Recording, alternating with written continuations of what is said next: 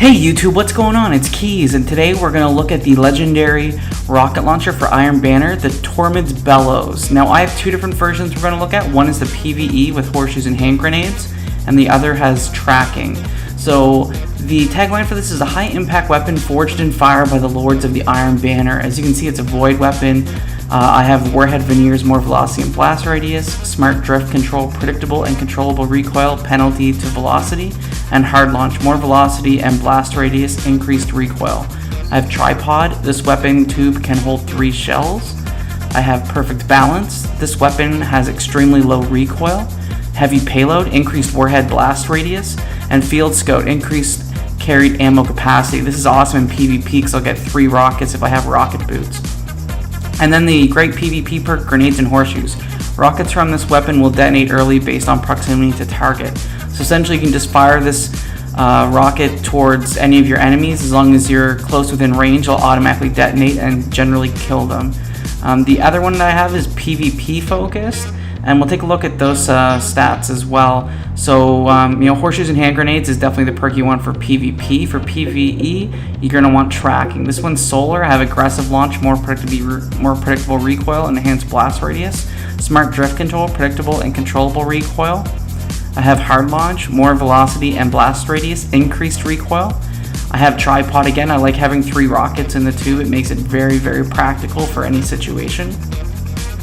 And quick draw and snapshot are 2 pretty cool perks that you can use. Now for PvP, you might want to use quick draw just so you can switch weapons really quickly depending on the situation you're in.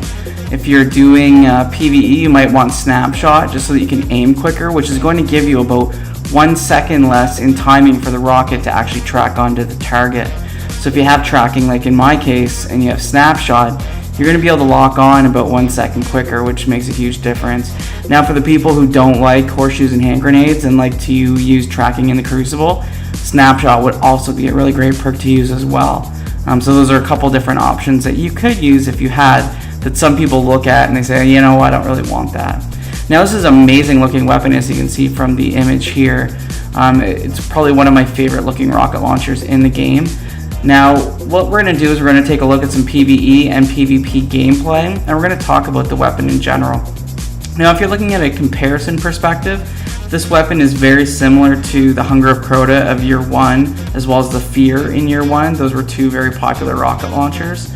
In Year 2, it's almost on par with the Tamarind, which is the Trials rocket launcher. The nice thing with the Tormod's Bellows is that you can actually get a host of different roles. You're not stuck on the same sort of roles that you would in any of the Trials weapons, such as the Tamarind.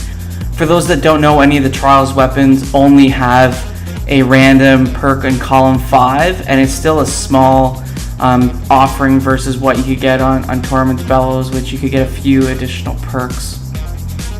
So with regards to stats, the rate of fire on this is 11, which puts it in kind of the mid-range of all the rocket launchers in the game. The blast radius is 68, which puts it as mid-range as well. The stability is 51, and to be honest, you don't really need stability too much on a rocket launcher. You're looking to just point, shoot, and kill. The reload on this weapon is 65, and there's a couple different ways with different perks, such as speed reload, for example, to increase the reload speed of this weapon. In PvP, that's not really a huge deal. If you have, rocket boots, tripod, you're going to have 3 shots. You're not going to need to reload. If you're in PvE, that might make somewhat of a difference. The aim assist on this is 36, which puts it pretty low on the aim assist spectrum. There are quite a few rocket launchers that have a higher aim assist, but in all honesty, you're pointing and shooting, aiming. The aim assist isn't really going to make a huge difference on this gun, such as it would when you're sniping or shooting with a primary weapon. It's a low zoom at 20, which is really nice. If you did want to zoom in a little bit just to increase that bit of accuracy, you can do so, and it's not going to aim in too far where you're going to miss some of your peripheral vision. Now, what sort of perks can you get on this weapon to kind of increase the stats? The 2 main areas you're going to want to focus on would be blast radius as well as velocity. And the blast radius at base is 66, which a max of 80. So you can increase by 14 there, which is actually pretty substantial when you look at the rocket launcher world. Next would be the velocity. At base it's 77, and at max it's 90. So you can actually increase the velocity quite a bit as well. In column 2, the 2 best perks you get would be warhead veneers and hard launch. Warhead Veneers is going to increase velocity and blast radius, but you do get an increase in recoil, but it's not really noticeable. Hard Launch will also give you a increase in velocity and blast radius with increased recoil as well. So those would be the two I'd recommend. I would stay away from anything that's going to reduce the velocity of the weapon, and you're really going to want to increase the blast radius of this gun to make it as effective as possible. In Column 3, there's a host of different perks you can get. In all honesty, Tripod is the only one that actually matters. That makes a huge difference because you're not reloading the weapon all the time. In PvP, you're going to get 3 shots right out of the gate. In PvE, you're also going to have 3 shots right in the chamber too, so it's going to make it an extremely effective weapon. In Column 4, it really depends what you're looking to do. If you're playing PvP, you're going to want Field Scope to increase the ammo capacity so you can get 3 rockets. If you're playing in PvE, you could go for Field Scope just to have the additional ammo, but you might want to look for something like Heavy Payload to increase the blast radius of this particular weapon. Javelin is also another great perk too, which increases the velocity, so the rocket will hit your target faster. In Column 5, there's 6 different perks you could have. The only 2 that really matter would be Grenades and Horseshoes and Tracking, and it really depends on what game mode you're playing. I find that Tracking is really great in both modes. Grenades and Horseshoes is really great in both modes, but the recommendation is always Tracking for PvE and Grenades and Horseshoes in PvP. The version that I'm showing you for PvP with Grenades and Horseshoes was actually one that the vendor sold. The PvE version that I have with Tracking was one of the lucky drops that I got through playing Iron Banner. Just as a recap, the only way to get this weapon is during Iron Banner whenever it's being sold by Lord Saladin. In those cases, it will also be available for drops, so you're going to be able to get a pile of these weapons if you do play a lot of matches throughout the Iron Banner week. For those of you that are like me and have really crappy RNG luck, you're going to find that this is probably the easiest way to get a couple rocket launchers that are very good. It seems like every single drop I get that's heavy, whether it's an engram or an actual heavy weapon, is going to be a machine gun. I find even doing the raid, I do have all the different raid weapons from years 1 and 2. I do have a lot of great rocket launchers. I like the Alulum's Frenzy from the King's Fall raid. It's probably one of my favorites as well. And that's probably the second best way to get a great rocket launcher. I find the Trials weapon. I do have the Tamarind with Grenades and Horseshoes, and I do love that weapon a lot. It's really fun, but the one downside is it doesn't have Field Scope, so I don't have 3 rockets in PvP, so that kind of really devalues the weapon. Now when you're playing Trials, it's not a big issue.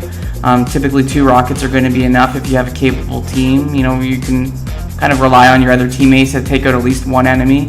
But in PvP, when you're playing 6s, it's going to make a huge difference. And then as well as playing in PvE, you're going to want something that does have Tripod. It makes a huge difference.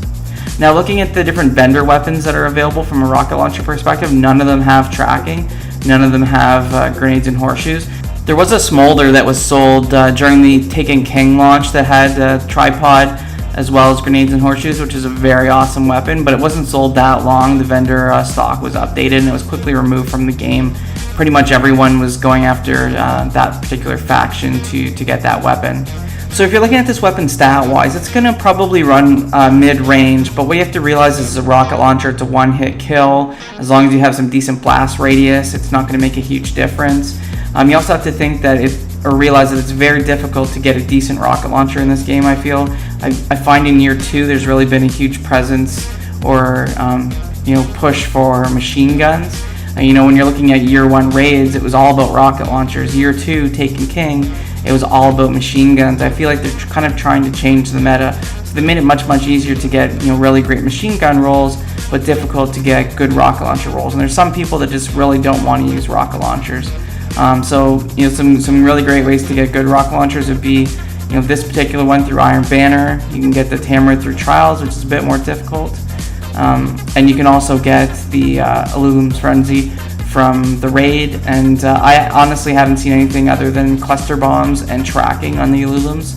So that really kind of does put it apart if you do want to get one with Grenades and Horseshoes. The only other way that you could potentially get something that's a little bit cheesier is if you do Prison of Elders 28 and you get a rocket launcher and you re-roll a COE does also drop a rocket from time to time, but it is very difficult to get. Well guys, I hope you found this video very informative. Click like, hit subscribe, check out my other videos, and we'll see you in the next one. Thanks again for watching.